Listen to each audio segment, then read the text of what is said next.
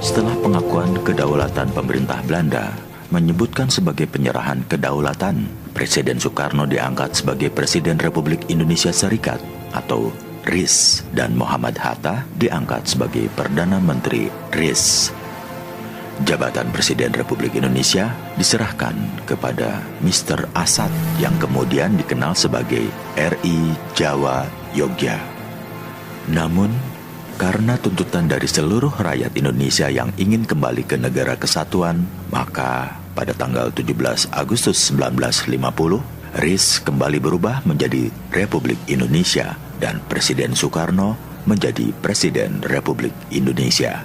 Mandat Mr. Asad sebagai pemangku jabatan Presiden RI diserahkan kembali kepada Soekarno. Resminya, kedudukan Presiden Soekarno adalah Presiden konstitusional, tetapi pada kenyataannya, kebijakan pemerintah dilakukan setelah berkonsultasi dengannya.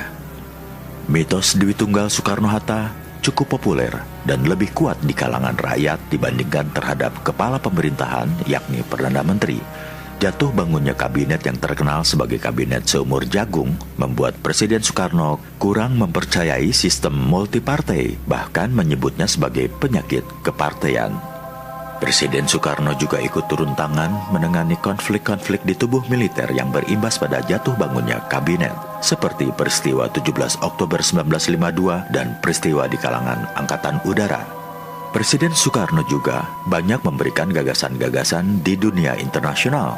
Keprihatinannya terhadap nasib bangsa Asia Afrika yang belum mempunyai hak untuk menentukan nasibnya sendiri, dan pada tahun 1955 mengambil inisiatif untuk mengadakan konferensi Asia Afrika di Bandung yang menghasilkan Dasasila Bandung.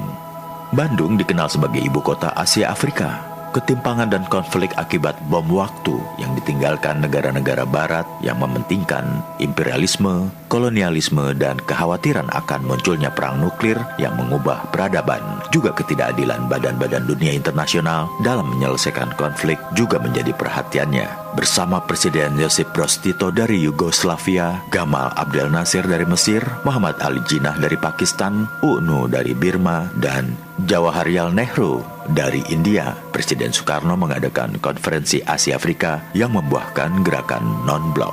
Berkat jasanya itu, banyak negara Asia Afrika yang memperoleh kemerdekaannya. Berkat jasa ini pula, banyak penduduk dari kawasan Asia Afrika yang tidak lupa akan Presiden Soekarno bila ingat atau mengenal akan Indonesia.